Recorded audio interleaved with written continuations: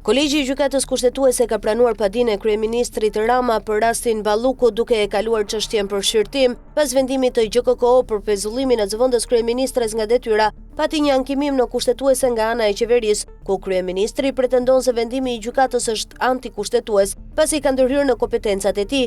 Gjykata u mblodh fillimisht e njëjtën e javës që lam pas, por mbledhja e kolegjit u shtyp për sot. Pas diskutimeve, padia u pranua dhe do të ketë një shqyrtim në seancë plenare, ku do të vendoset nëse është apo jo i drejtë pezullimi i zonjës Balluku. Ndërkohë vjen mbledhja në kolegj pasi po shqyrtohet kërkesa e dytë e qeverisë, ajo e pezullimit të vendimit të GJKO, deri në marrjen e një vendimi final nga ana e kësaj gjykate. Për këtë pikë po diskutohet dhe pritet një vendim në vijim. Në kërkesën e dërguar në kushtetuese, Këshilli i Ministrave thotë se vendimi i gjykatës së posaçme për pezullimin nga detyra të zëvendës kryeministres dhe ministres së infrastrukturës dhe energjisë ndërhyn drejt për drejt në kompetencat e 3 organeve të shtetit: kryeministrit, presidentit dhe kuvendit.